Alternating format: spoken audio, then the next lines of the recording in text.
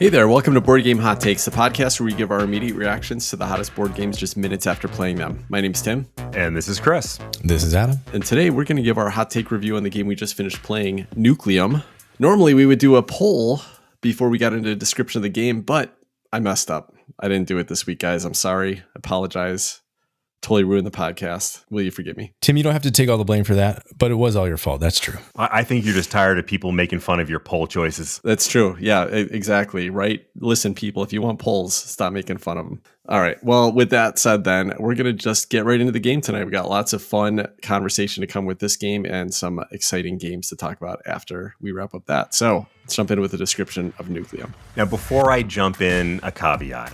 This game has got a lot of stuff going on, and I mean a lot of stuff. And I know we say that for quite a few of the games that we play, but in my mind, this one actually stands out as even more than most for the sheer number of details that we could cover. The point is, I'm not even going to try to get close to a full rules description here, but hopefully this is going to give you enough of a flavor of the game and the structure so that you can follow along when we get into our discussion. And with that said, let's do it. In Nucleum, 1 to 4 players are ambitious industrialists in an alternate 19th century Saxony, where scientists discovered nuclear power 100 years before they did in the world that we all know. You'll be building distribution networks, mining uranium, building industrial and urban infrastructure, and developing technologies, all with the goal of impressing the king and becoming the most successful nuclear power baron in the land. The connective tissue of Nucleum is a large central board with a map containing 2 main features: cities and rail lines. Or more accurately, spaces for potential rail lines, since most of it will be unbuilt at the start of the game. The cities are where you'll build your urban and industrial infrastructure, like mines, laboratories, residential buildings, and factories. And some cities will also have power stations, most of which will only be able to burn coal at the beginning of the game, but which can be converted to nuclear power as the game progresses. There's also rail spaces where you'll build, why? Rail lines, of course. Although there are many ways to score points in Nucleum, the most basic goal is to build networks that tie together a source of fuel, coal or uranium, a power station that can turn the fuel into energy, and buildings that need to use this energy. Now, using the energy to power your buildings is going to be the biggest source of points in the game. In addition to the main board, you'll also have your own player board, with all of your available buildings, workers, technologies, and such. And perhaps most importantly, each player is also going to have a set of action tokens, each of which include 2 color-coded actions. More on that in just a minute. But first, let's talk a little bit about the round structure, or how to make all this cool stuff happen. Each turn, you'll either play an action token or you'll recharge. And if you choose to play an action token, you have 2 options for how to do it. The first option is that you can place the action token at the top of your player board and take both of the actions on that tile. You'll get these action tokens back when you take a recharge action, and the number of tokens at the top of the board also has an impact on how much income you're going to gain. The second option is to place that action tile on the board where it will become a rail line and a part of your network. If you take this option, you only get to take the actions on the tile if the color code on the action matches up with the color of the city where it's placed. Also, once that token's out on the board, you won't get it back when you recharge. They're gone for good as action tokens, but they do remain a part of your network. And lastly, recharging lets you reclaim your action tokens and take income. As for the actions themselves, there's a bunch, including building infrastructure, buying contracts to fulfill by meeting various goals, generating energy, and buying more action tiles. There are no rounds in Nucleum, but players will keep taking turns until a set number of endgame triggers have been met. And at that point, players will tally their endgame points, and the player with the most points will be the winner. Like I said, we barely scratched the surface here, but I'm going to stop there because now you know just enough to be dangerous. Nucleum was designed by Simona Luciani and David Turksey and is published by Board & Dice. Thanks for that rules description, Chris. And we're going to jump in and talk about the gameplay and mechanisms. This was our first play for all 3 of us, and we played on Tabletop Simulator tonight. But I think we got a pretty good sense for how the game looks and feels and what it was like. So let's start with gameplay. First, I'll just say that this, in a very interesting way, felt like a combination of 2 games that we've played before, that we've talked about before. And that was one of these designers' other games, Barrage. A lot of similarities, I think.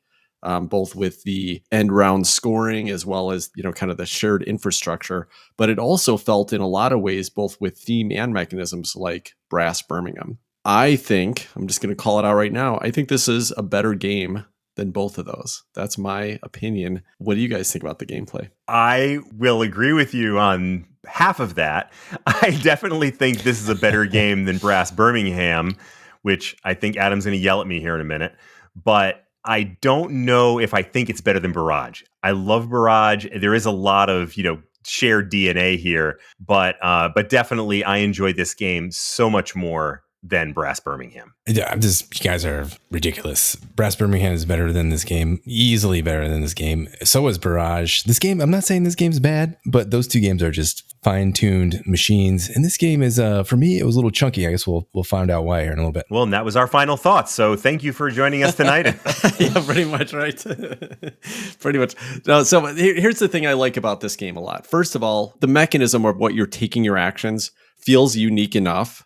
And it's pretty simple, right? It's really, you've got a handful of tiles in your hand that have 2 actions printed on them. You can either play them at the top of your board and get the 2 actions if you can afford them or whatever. Super simple. Or you can use one of your workers and put them as a piece of track out on the board and potentially get one or both of the actions depending on what colors you connect it with. So really simple, but it just elevated, I think, a little bit compared to a lot of games like this. And even Barrage, I'll say, is Barrage is a worker placement game. This one did the action selection, I think, in a more interesting way. And I enjoyed the action selection. It was really only like 5 or 6 actions you could take or benefits you could get on the tiles.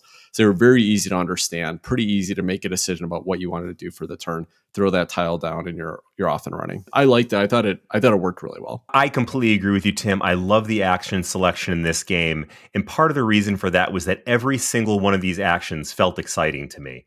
Even the simple ones, I mean, some of them were really exciting. Like you get to put a building out and there's like a big deal, or you get to energize a building and then there's all these point scoring opportunities that happen, or you get these resources, or you fulfill a contract. But even the ones that seemed relatively simple, like just kicking your income up a little bit, even that felt exciting to me because every time you did that, you knew that the next round you were going to be getting some big bonus in terms of your income. And then if you got down to the end, every time you increased your income, then you ended up getting more points. Or they might put you at the end of the game where you've got all the way to the end of that track and you're going to get these huge bonus points for reaching the end of an income track. So every single action here felt fun to me. And the fact that these were done on these little tiles that you can use on the board seems like it might be a little bit challenging because, wow, you're going to get rid of your action tiles, but you can always buy new ones. And as we played, it actually seemed like more and more interesting combinations of tiles were coming out into that action market for you to buy. And so I was constantly just charmed by the actions that I was able to take and the way that felt. It's almost like a deck builder, right? You're trashing the crappy starting actions and getting some better ones that you can do more stuff with. Yeah, the action selection was cool here, especially you guys mentioned it, the choice to whether you want to keep that tile or throw it out there on the board, and the choice of when you're going to take your income. And I love how you have to build up the action selection, the chits, the 2 action chits across the top of your board in order to pause and take that income, because you don't get the income if your little trackers are way to the right side of however far along your little action selection chits are. So there's a trade-off there I thought was really interesting. And then, yeah, whether to use those as little choo-choo train tracks out on the board was also a super fun decision. Can't argue that. To compare it with Brass, though, it's different. I like that hand management in Brass where you have these cards. You have to think about how are you going to use those and what order to use them and which ones are good, which ones are no good anymore. And then the action selection, Barrage, you called it worker placement, Tim. It could be anything, but here they use little workers that you're putting on these different spots. Isn't it really worker placement? I don't know. It's prioritizing which action you want. It is absolutely worker placement. It's debatable. So it's just different than those two games. I think Barrage is probably the tightest of those, the ones where you always feel like, oh boy, I'm really in a pinch here. Which one, the tightest decision. In here, it felt a little more free flowy. That felt like there was always a good option, something fun to do, like you were saying, Chris. So that was a very nice feeling here. Yeah, and I think that's what I liked about this game compared to those specifically more than Barrage. And I like Barrage, but there's a lot of interaction. You can go, if somebody else has a city that they built in and there's one other building place, you can go in and build there and take it away from them, even, take that spot away, even if they were going to try to build something and energize it. Or you can, build a track and get the benefit on both sides of a track tile that they were about to build on. So like there's a lot of interaction where you can interrupt with people, but none of it is so impactful that it just feels like, hey, I built this thing up and I can't use it. This game was a lot less restrictive. You were able to still do stuff around what other people were doing. And I thought it was great. I thought the player interaction here was super fun. It was super fun being on the receiving end of it, being on the giving end of it. And there was even some benefits for building track next to somebody else's sometimes, right? Sometimes you're kind of finishing the network that they needed. But yeah, I thought the way that the interaction worked here was great. You cared what other people were doing. You cared where they were building out to, what they might be going for. But you always had options to kind of play around with it and do other things. There were some races, of course, what we call the income turns. This was a pretty interesting mechanism, I thought. It, again, feels a little like Barrage, but I thought worked even better. But once you do your income, aside from getting the benefits of your income, you also can spend these achievement stars that you pick up during the course of the game. And the more you spend, the higher you get up this track, and it gets you a couple benefits. It might get you some end game scoring depending on where you place the star. It might get you the opportunity to put one of these little nucleum tokens out and kind of decide who can produce nuclear energy on the board or where it can be produced. But also, after everybody placed one of their tokens, then you kind of do this ranking scoring. Thought it was all really fun. It was also interesting restrictions about like you couldn't put a star in the same section of that scoring track that you'd put it in before. So fascinating to me. I enjoyed it. In fact, I'll say about the income, what I think worked really well here is this is one of those games that it's not a game where everybody plays until everybody passes and then there's like a big round end thing. Instead, it's one of these games where you just keep taking turns over and over again. But when you're kind of out of stuff to do, you take one of these income turns. And this is a game where the income turn was faster than a regular turn, but still had fun things that happened. So it never slowed the game down. It felt like you just, okay, I did my income turn, move on, keep going through the action. I think they did a great job of it here. That type of mechanism's been used in other games to varying success. This was one of my favorite, where it just kind of let you take that income without really interrupting the flow of the game. Well, as much as I hate to do it, I'm going to agree with Tim again. That was all super fun stuff. And that part with the king's favor, I think they called it, or something like that. Basically, you're trying to impress the king. That's what these achievement tokens are all about. And then that fact that when everybody has passed once and you've gotten these 3 tokens that have been put out onto the scoring track. It's not the scoring track, whatever you call that track on the side where you get the end game scoring. Once those go out, you trigger that round where you get the I think it was called the King's Fair or something like that. And that's when you get that ranked scoring. And that was super fun, super exciting. So I won't say more about that because Tim already covered it, but that is something that I thought was a really enjoyable part of the game. Instead, I'll pivot over to technologies. This is something that it was not a particularly unique part of this game. It's something that's pretty common throughout games having technologies. But in this game, they were a nice addition to the kind of the repertoire of the things that you were able to do. Probably jumping a little bit into production here, but I like the way they work. There are these little slotted tiles that you got to put in. But as you built, especially your laboratories and in certain other circumstances, you got to build a technology. And there were 3 levels, and each level was progressively more powerful and more difficult to achieve than the level before that. But it lets you do things like a one-time action where you put out a building of some sort, or it might give you some kind of an ongoing benefit. I think I had one where every time I did an energize action, I got $1. So just nice stuff like that. It felt well integrated, even if it wasn't a particularly unique part of the game. Okay, you guys are talking about the King's Fair stuff. That's after one play. I'm not really sure what's going on there. That seemed like the weirdest part of the game to me, as far as placing these stars out there. And okay, I got this certain prestige. I put a star in this section. I get some stuff. I get this green thing and I put that over on tower. I don't know. Was that necessary? How was that fun? Explain to me how that was fun when it comes back around to you guys, because it seemed weird. It seemed weird, and it seemed like I didn't get it. I wasn't the biggest fan of that, at least after this first play. That ties into the in-game scoring too. I feel like, I don't know, Chris, how many points came from your in-game scoring here? About 50%, it seemed like. You were just flying around the board in the in-game scoring. So that is something frustrating to me. What do we play 3 hours of this game for, and to have the last 5 minutes explode in scoring? That kind of irks me a little bit. But the one thing I did like was these techs. I like in Barrage, you have to place workers to grab these techs, and then you can use them after that. Here, you get like fulfill a contract or something, and then that allows you to activate one of these techs, which becomes part of your engine. And I think those are just distributed with the player board, or are they randomly distributed out every time? They're all slightly different between all the players. So each time you play, you're going to have a little something that works different. You don't have to worry about going out and buying them. You just have to worry about activating them. So I thought the way that they do the technologies here was nice and clean and simple. But going back to the other stuff, talk to me about the King's Fair. That was dumb. And then the in-game scoring, also super dumb. Tim's got this. Okay.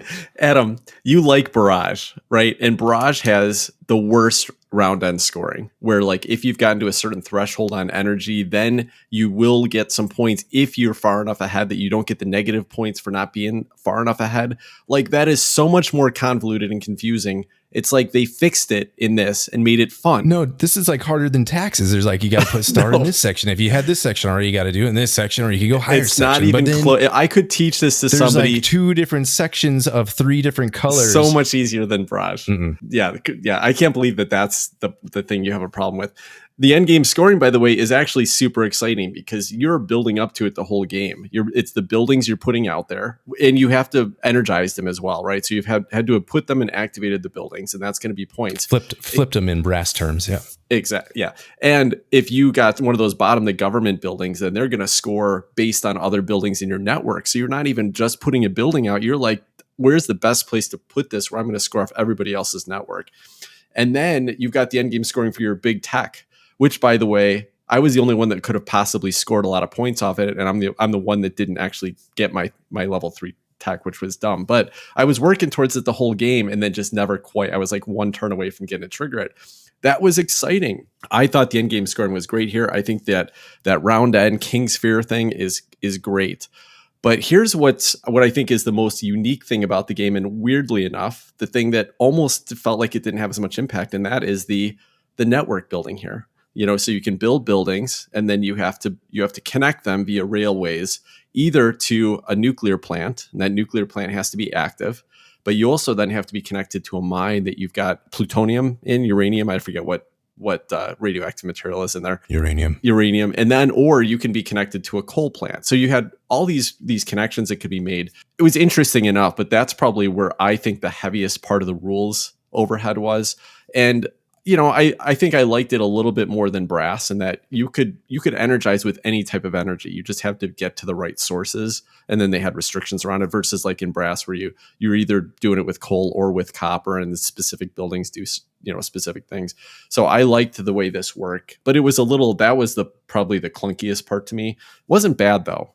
It is a pretty heavy rule set, as Chris mentioned at the start of the rules description here. But I watched the John Gets Games rule video on this, and we looked at the rules once or twice, but I felt like I had a pretty good handle on that 1 hour rules video. And I think for a game this heavy, I think that's not too bad for me. Nothing seemed so confusing that you couldn't plan around it. Now, I said that I'm saying this, and I ended up in last place here. So, Adam, King's Fair, take that. You had no idea how exciting that was, did you? I was super excited. My mistake. On the complexity, I want to talk about that for a second, because I'm actually a little shocked. Like I said in the rules description, this is a complex game. I mean, there's no doubt about that. There is a lot of stuff happening here. But what that made me concerned about was, I went into this, I think I even said ahead of time to you guys, like, I'm concerned this is going to be a really, really long game. But in reality, once we got going, this game flew. It was complex, but it was, Adam's shaking his head. I thought it was complex, but streamlined. Now, if you're going to tell me hegemony was streamlined, which I think both of you argued, this is like tiddlywinks. No, I thought this game was incredibly intuitive once you got the basics down, and I really appreciated that, because even more so than in a game like Barrage, which I do like very much, I'm a big fan of Barrage, I thought this one just sort of flowed intuitively, with the possible exception of the stuff that Tim was mentioning about the route building, which was a little bit overly complex. But other than that, I thought it was delightfully intuitive and streamlined. I don't know, Chris. It was a first play night on TTS, a little bit of technical difficulties, but it was a 3-hour play. So is that that's a quick play to you, I guess. Adam, so we play Heat in 3 hours. Come on, this was a very streamlined and quick play for us. And about half of that time was my internet going out. So there's that. I don't know. It has the potential to be quick and streamlined, but you could say the same thing about every game that's out there, really. So I don't know if it's too quick. I thought it was going quick for a while, and then it lasted another hour. So then that last hour was a little tough for me. Then the in-game scoring made no sense, and that took a long time too. So as far as that goes, I don't know. I'm trying to understand if Adam actually read the rules or like learned the game before we played tonight. Well, I watched John Gitt's game, and I fell asleep with it about like 20 minutes ago with John Gitt's game. So that last half was a little tricky for me. And in fairness, it was not a super fast game. No. I thought it flew compared to what I thought it was going to be. It is definitely, it's a game you're going to have to dedicate some time to. I was just concerned it was going to be one of those games like, to me, Hegemony felt, where I just felt like this is going on and on and on and on, and it's going to go on forever. This game, I was surprised that it didn't feel like that. Fair enough, Chris. So one thing I was going to touch on was the networking that you were talking about, Tim. We did have to go back and check the rulebook a few times on that. It's a little less restrictive, a lot less restrictive than Brass, where you can put your train anywhere, basically anywhere you want. You can't put it in the middle of a 3-track spot, which is only a couple of those, but otherwise, as long as it's touching a city, that's how you can expand out across the map if you want to do that. So you can put your trains anywhere you want, again, with the restriction that you're losing that action tile in favor of a train tile. So that's the restriction there. Yeah. So one last thing I'm going to say just about the length of the game. One is that this is a game where the players end the game, right? There's not a set number of rounds. There's not a set number of workers you're placing. It's basically like there's some end game conditions that can get triggered.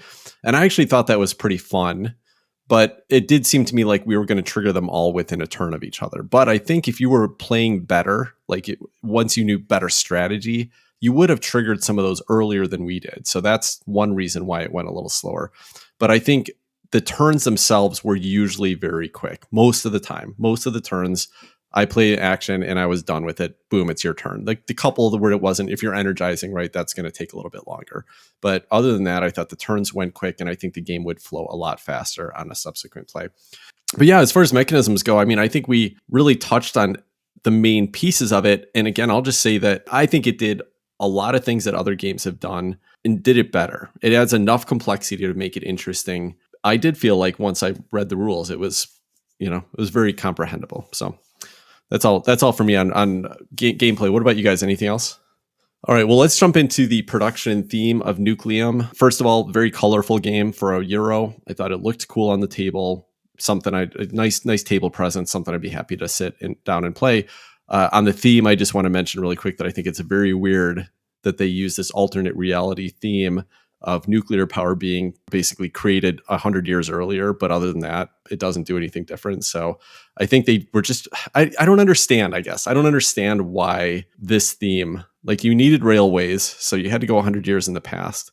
But why nuclear power? What did that do? Chris, can you help me understand the thematic choices here, the story choices? All I can do is sympathize with your confusion and point out that Barrage is also an alternate history of energy production by Simone Luciani. So apparently he has some personal or emotional connection to that topic. I really don't know, but I totally get it. I mean, I get your question. It doesn't really make any sense whatsoever. Like the fact that nuclear power got invented 100 years in advance is absolutely irrelevant in every way to the thematics of this game. And it didn't hurt the game that much to me because I loved the game and I had a really fun time playing it. But I really was scratching my head going, who thought this was a particularly good choice? And why was this the way to do it? Also thematically, just a really odd choice. Why do you need rail lines to move your nuclear energy? I can understand needing rail lines to move uranium or coal. But why do you need the rail lines to move the energy? Riddle me that. Great questions. That's a good point, Chris. Great question. But I think I have a response to the nuclear energy. They heard our complaints about all Euros not having any color. They needed an excuse to use fluorescent green in their game. And there we go. Look at this box cover. It's got some vibrant nuclear glow-in-the-dark energy going on. We got some green cubes here in the game. We got some color going on. So whatever the reason, thank you for having some vibrancy and trying to spice up the theme a little bit. So I appreciate it regardless of the sensical or nonsensical nature of the timing here with the nuclear energy and Viticulture. Let's talk about these gargantuan player boards. These things are huge. They're maybe a quarter of the size of the actual game board itself. And you've got all these text sliding in and out on the left, slots for the little things. It's very functional, but this thing is huge. Yeah, they're cool. I like the I think the most interactive part, of course, is the tech thing on the side where you're slotting these things in. It looks cool, it feels cool. But I think even the income tracks at the top, it all works really well because you get these tracks, you're moving these little markers along, and then where you end up placing you kind of slide your action tokens into the top as you're taking them. And so you have to make sure that you play enough actions up there to meet up to where your income is to benefit from it. It was all just very fun to interact with. The whole player board, the things you're doing with that player board are fun. I don't like a big tableau of buildings that I'm choosing for myself. It works here. I understand why they do it. Great Western Trail does something similar. And I always felt like it would be just more entertaining if there was, I don't know, like a market of tiles that you could build from instead of something off your own player board. So that was a choice and it works, but I think it's going to create setup is going to be slow as heck because you got to lay out all these tiles on everybody's player board. Other than that, though, I thought everything worked really well here. Yep, agreed. I thought that the components looked really nice. The boards were excellent. They were well designed. Artistically, I thought it was refreshing. I mean, it was a Euro style game where it was colorful. I thought that was really nice, but it was also a little bit unremarkable. I did like the fact that the iconography was a little bit more colorful and realistic looking than, say, a lot of where you see this very abstract iconography. So, for example, you had energy production in another game might just be a black lightning bolt on a background of whatever color. In this game, it was this cool little, I don't know, these sort of rusty gear looking things, very industrial, kind of steampunk looking, surrounding a colorful thing with a yellow lightning bolt. And the same thing with the contracts, where it was this cool looking, realistic pen, in a little gear, a rusty gear. So, I mean, little touches. None of that was particularly exciting, but it just added to an overall pleasant feel of the game. It was nice to look at. Now, personally, I like something a little bit more dark and evocative like Barrage, but I was perfectly happy with this. I thought the art on it looked fine. The map is, it's actually a pretty simple map, so there's not a lot to it. But it was perfectly functional, perfectly serviceable, and it certainly did not take anything away from the game. Yeah, that's just everything was very well functional to a point. The player boards are so big, everyone's going to be spaced out. You have to have the right table. You have to be aware of where everyone's sitting. Are they going to be able to reach the middle of the table where everyone's supposed to be interacting with these giant player boards on all sides? Look at this thing. Look at some picture of it. These player boards are huge. So everyone, they're going to be off in their own little section of the table managing their player boards, while the central board that people should be focusing on is kind of away. So I don't know, just an interesting way to do it. Let's jump into our final question and our final thoughts and ask the question, would you request to play this again? I loved it. I will definitely request to play it again. I've almost picked up Barrage several times because I think that's a really solid, interesting, interactive Euro. This game I'll never pick up Barrage now. I would much rather own and play this game and come back to it repeatedly. And I think there's a lot to explore. I think there's a lot of strategies to go down. I think there's a lot of fun in the variability with the player boards. And I think it's a good looking game with cool mechanisms, a lot of fun stuff going on. Going to create a lot of table talk, but also some of the fun combos and exciting action selection that I like in a good Euro. So I'll definitely be requesting to play this again. Excellent game. I agree. I will be asking to play this game again for sure. I'm debating in my head whether or not I'm going to pick up a copy of this game. Unlike Tim, I don't think this will replace anything for me other than Brass Birmingham, which I didn't particularly want to play anyway. But it definitely won't replace Barrage, even though there was some similar feels to it. It also was different enough in mechanisms that I still want to play both of those games. This one had much more of a route building aspect to it. It felt a little friendlier, a little less brutal than Barrage does. And sometimes you just want to yell and beat up on people. And then you want to pick up Barrage. When you don't want that, you pick up Nucleum. So great game. Loved it. Want to play it again. Yeah, this is a fun game. A little more complex. I think a little more clunky than either Barrage or Brass Birmingham. Clunky as far as setup and components that are going to have to move from here to there to here to there to here to there. But I would request to play this game again. I think there is a lot there, a lot of fun strategies to take a look at. Solid design, fun choices. Like you said, Tim, a lot of strategies to explore. I think I went crazy with the contracts. Chris, you went crazy with it. You went crazy with everything. You crushed everybody by next close was like 50 points behind you. And then Tim, you had something working too. If you had beat Chris to that contract, that would have been like a 30-point swing or something like that. So a lot closer than the final score indicated, I think. So a lot going on here in this game. Super fun. It doesn't replace Barrage or Brass Birmingham for me. Just different, more stuff, a lot more components, I think, than either of those games. I don't know. There's a lot of stuff in Barrage. Fun game. I would absolutely request to play it again. Right on. All right. Well, that will wrap up our conversation on Nucleum. We'll jump into some games that have been on our table right after this.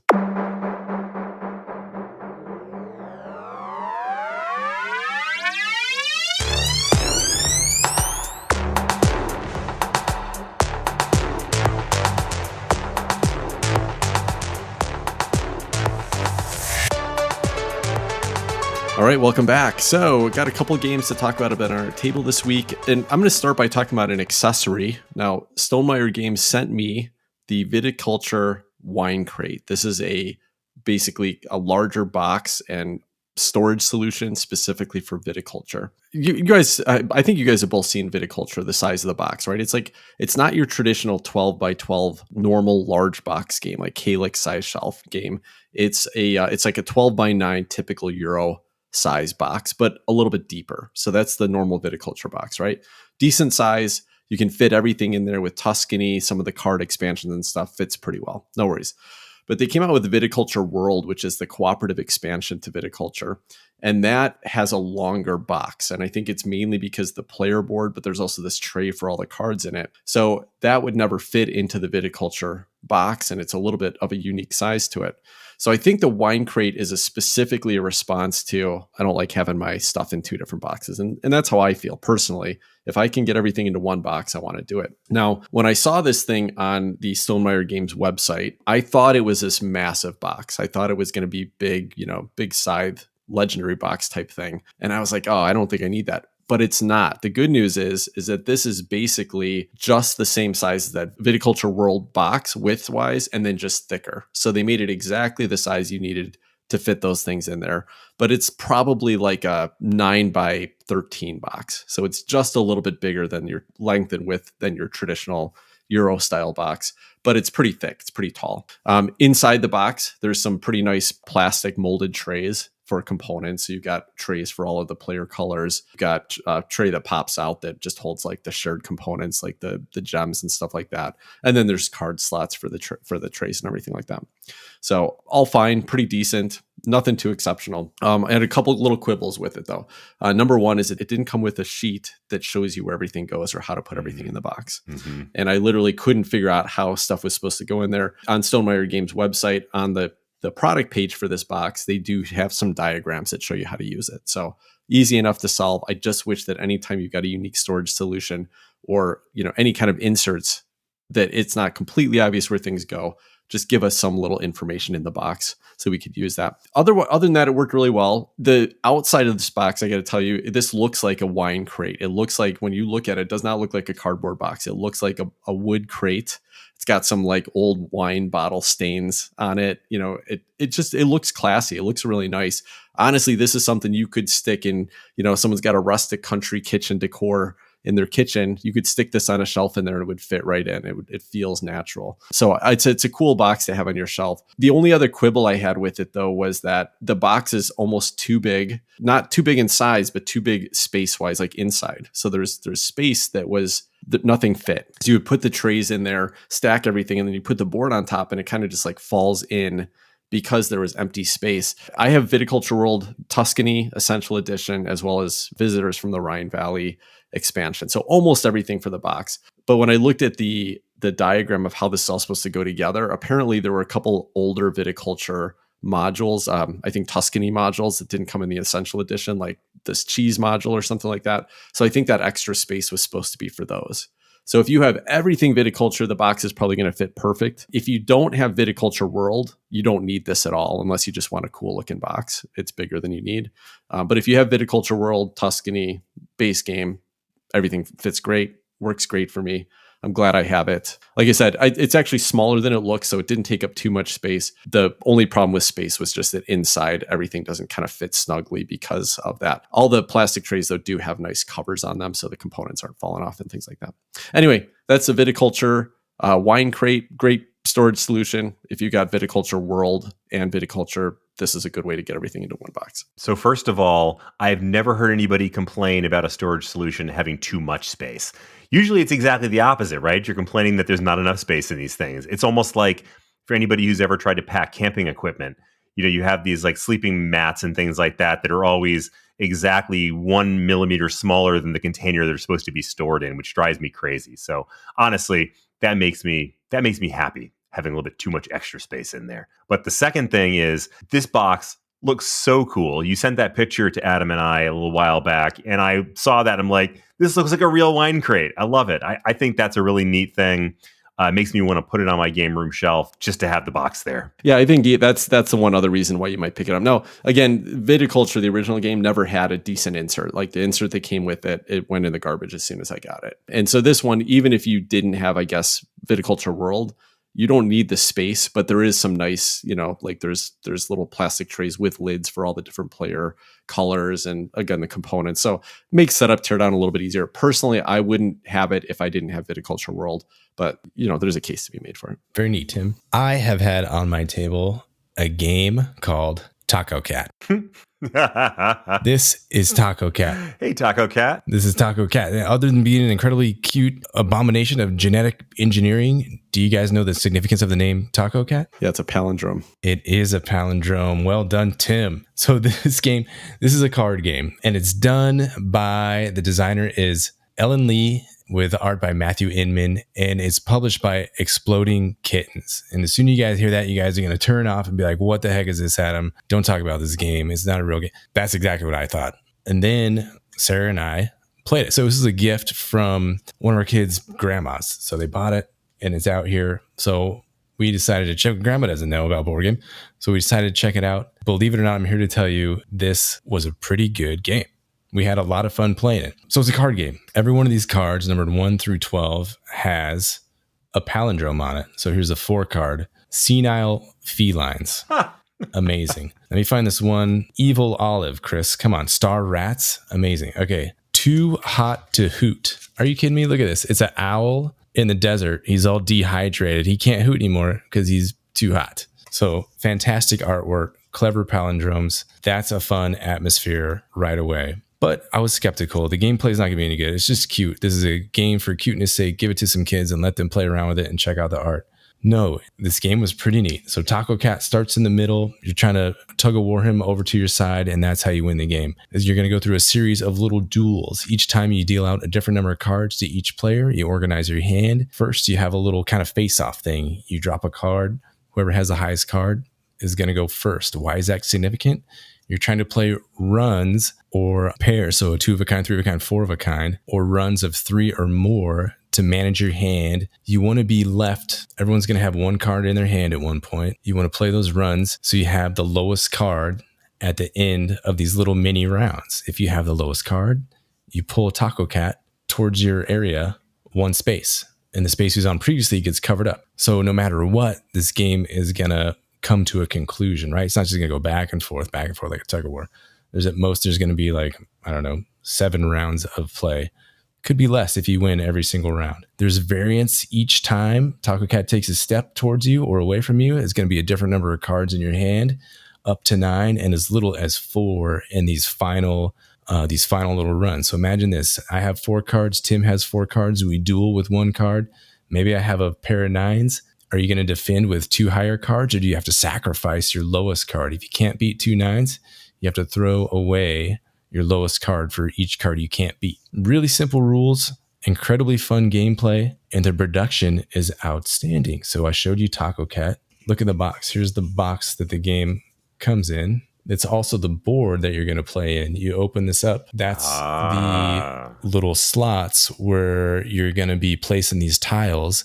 And it has little arrows that kind of are for tiebreakers. And you get to decide how many cards you want to discard. That person gets to decide how many cards they want to discard and redraw new cards. So if the arrows point at you, you can, you take a look at your hand. Say you have like you really don't want any middle cards in this game, like 7, 8, or a 6. Maybe you want to discard those and you can draw however many cards you want. Then the other player can draw up to that many or do the same thing up to that many cards. So just a lot of neat things, a lot of simple rules, but some fun decisions.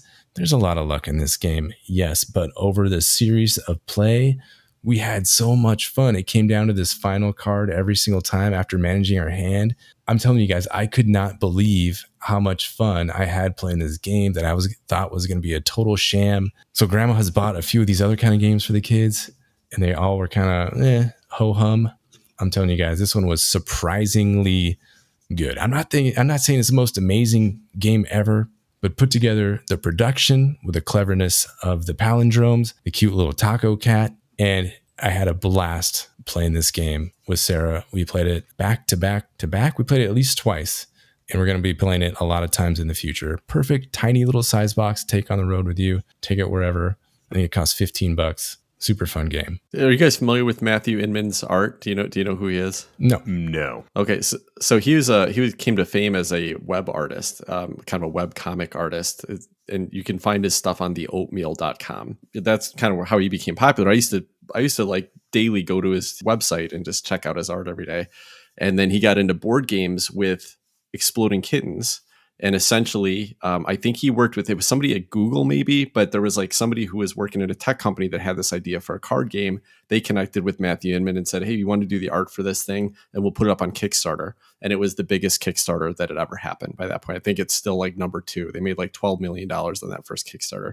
So that's how this Exploding Kittens company came about. But that's his artwork on all of their games. You can see all of his cute little weird looking cats and tacos and stuff like that. Adam, is there any connection between this game and Tacocat Goat Cheese Pizza? I do not know. That's interesting that there's 2 Tacocat games with that name in it, right? Yeah, that's also a... No, actually, that's not. No. Okay, so I thought that was an Exploding Kittens game also, but it's not. So different art and everything. That's funny. Right. So the actual name of this game is Tacocat Spelled Backwards, to give you a hint that there's some sort of palindrome effect, and also to avoid any kind of copyright infringement with that other game. And did they use the greatest palindrome of all time? A man, a plan, a canal, Panama. That's amazing. I've never heard that one. But another great palindrome is Madam, I'm Adam. Nice. That's Taco Cat, guys. Check it out. Definitely a surprise that Taco Cat's on the show this week, but glad you enjoyed it. I mean, it sounds like a lot of traditional, kind of family, big store card games with a little bit of a board component to it. So, and a lot of those are fun. A lot of those are super fun. Yeah, it was great. It's a 2-player game only. But yeah, a lot of fun. All right. Well, I got one more thing to talk about this week, and I got a chance to play a fairly recent game. Was published in 2022, and this is called Vagrantsong. This was designed by Matt Carter, Justin Gibbs, and Kyle Rowan, and the publisher was Weird Games. This was a Kickstarter game that I think was delivered to backers last year at some point, and I think they have another an expansion Kickstarter either up now or coming up soon or something like that.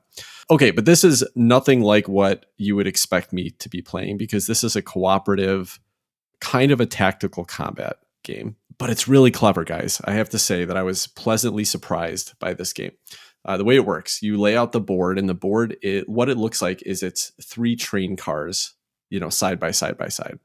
And the story of it is that a couple of vagrants, hobos, get on a train to get out of the cold weather. It turns out it's a haunted train. So the game is about these scenarios. It's a kind of a campaign game. First scenario gives you some story, and then there's what they call a haint on there, but it's like a ghost. You're not trying to kill the ghost. You're trying to help it get its humanity back. So the actions you're taking are going to increase this humanity track. And when it gets to a certain point, the haint is cleared, and there's some story elements that happen. And then you go to the next train car, and then that's going to have a different ghost that you're dealing with. Why this worked so well for me, aside from just being super charming. You guys got to check out the art on this. It's got like this old 1920s Cuphead style, classic animation look to it. It's really nice production. It's acrylic, not miniatures, but it's like acrylic standees with this really beautiful artwork on it as well. So it looks really cool. But why this worked is that the modular system that they built for this, it made the game feel very unique every time you're playing. You all start with asymmetric characters that have slightly different ability cards, and you can get additional abilities. You can pick up this junk, which are like items, but they call it junk in the game. You can pick up this junk that might give you some special abilities. And then a lot of how you're interacting around the board is you're pulling chips out of a bag. So you can one of the actions you can take is you can scavenge, and there's 5 types of items that are on these little chips that you pull out of a bag. If you have these items, you might be able to use them for a special ability, but it's also what tells you how the Haint is going to interact or what they're going to do on their turn. After I take my turn, we pull one of these chips out, and for that specific scenario, it tells me what that action is going to be. Well, I played 2 scenarios, and the 2 scenarios were drastically different as far as how these ghosts interact with you, what they're doing. But then beyond that, there's like these story points that are happening throughout the game, because you see the game at the start with a few little numbered chits out on the board. And if you move to the space with the numbered chit on it and do an explore, you get to take, and you're successful with your explorer, you get to kind of do the story action. Maybe you get some benefit or maybe something bad happens. But then there are also some of these numbered shits on certain things that are going to trigger over the course of the game. Like it might be once you get to a certain point on the humanity track, or it might be after a certain number of rounds. So every game is going to lead to just different little story beats that happen during the game. And the system is so flexible. It just worked so well.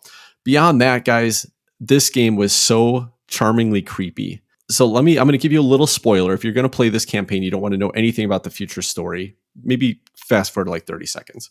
The second ghost we go into, and it's this ghost that basically just looks like floppy skin with no bones. So it's like this guy standing there with no bones on him. One of the actions that could happen to you, you basically get sucked into its body, and your standee would get moved off the board, and you're just dragged around inside this thing's body until you can find some rusty nails and then poke it open, and then it like blows air out. And just that type of like grotesque little creepy storytelling, but with this cartoony art that just made it so charming and funny, and was just telling such a Chris, I think you would love this game. I think this is exactly the type of storytelling that you would absolutely love in a game. I was going to ask if Chris had his eye on this one or had heard of this one, because this totally seems like a Chris game to me.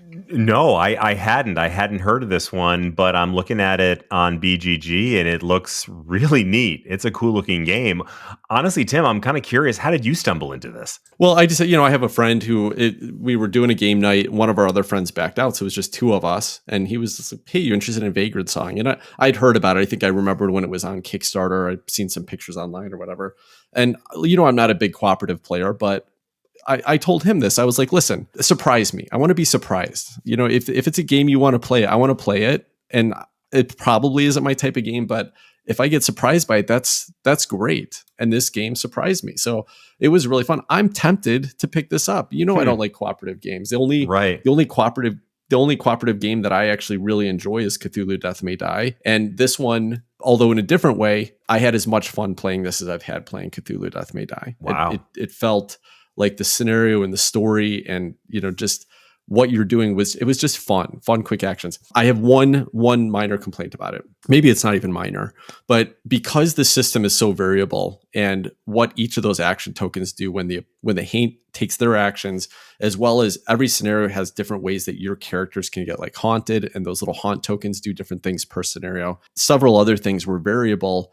It was kind of hard to keep up with some of the rules as we were playing the game. So like you get to the haunt's turn or the Haint's turn and pull one of these chits out, and you got to, okay, what does that do? Oh wait, that just triggered the end of the round. Okay, what does that do? It wasn't super intuitive to kind of get back into the game, and I think every time you play, you're going to have to be looking at the rule book a few times. It's this one page in the campaign book that's made to be referenced easily, and it worked really well. But it at times it felt a little heavy for something that really shouldn't have taken much time to get through. So that was my only complaint. But I think it worked. It's worth it because of what you get out of it, and just the way that they can add storytelling with this really variable system and the little story beats that are in there, and the ways that the characters are going to interact with you because of how their actions differ so much. So yeah, I thought it worked really well. It was a super fun experience. Cool looking game. I've had my eye on this one for a long time too, but I never pulled the trigger. Yeah, it was just the one other thing about it is it's a campaign, but it's like there's 20 campaign sessions in there, but it is divergent story paths. So you play the first couple games, and right as we got to the end of the second scenario, it gives you a branching path to choose. And from what I can tell, you're basically going to end up playing like 4 to 5 more games in that campaign. But the next time you could choose a different path and go completely different scenarios with it. So, and it's resettable. Nothing gets torn up, or it's not legacy, right? It's just a campaign game. But it seems like it's got some replay value even for what is normally going to be a campaign that you play through once. I think you could actually play this through several times and have a lot of fun with it. All right, cool. Well, that will wrap up what's been on our table this week. I just have a couple reviews that I want to mention. Always enjoy having listeners leave us nice reviews on Apple Podcasts. Helps other people find the show. So if you like the show, leave us a review. We'd really appreciate it, and we'll read it on the air. The first review was from Lightning McQueen. This was on Apple Podcasts in the US, 5-star podcast. I love this podcast. I love when they have a guest player voice on the show. It's cool to get a different take every few episodes. Also, for the polls, y'all should take suggestions on games to play since you mostly play digitally and don't have to buy physical copies. I feel this would be great for fans to hear reviews of games they're contemplating buying. Regardless, I love this podcast and listen to and from work every day. So Lightning Queen, thank you for this review and the nice things he said. I wanted to talk a little bit about, though, what he mentioned about putting a poll up where people could vote on the games we play. So the reality is that when we get together and play a game and talk about it, this is our game night for the week. This is something that we all get together and do specifically because we want to be playing games together. And so we're probably always going to just pick games that at least one of us is really excited about or enthusiastic about, and then we're going to play it. What I will do, though, I think it's a really fun idea. What I will do sometimes if I'm kind of torn, I'm not sure what I want to pick for my game night, I think I will put out some polls and give you guys a chance to vote on it and at least have some say. And I think that's a great idea. But in general, we're going to keep playing the games that we're really excited about. The next review was from Lazy J Bam, and the title was Good Opinions, Exceptionally Wrong About Root. 5 stars. Great voices with solid opinions with a lot of good and respectful debate. Really good chemistry. I appreciate the format and personality, but y'all just straight missed the mark on Root. Admittedly, one of my favorites, but I can respect the attempt. Keep up the great content. That I think we recorded that review like a year and a half ago. I don't think we'll ever not hear about how wrong we are about Root. It's funny. I remember when we recorded that, that's the only episode where I ever, the day before on social media, I put a note out saying, hey, listen, folks, we recorded Root. Don't be upset with us about, or we recorded this episode on Root. Don't be upset with us about it. And people are continuing to be upset with that. But anyway, thank you for the review, Lazy J Bam. Nice to hear. I'm glad you're enjoying the show, regardless of our wrong opinions. All right. Well, I think that will wrap us up this week. Until next week, take care, everybody. Good night, all. Bye-bye.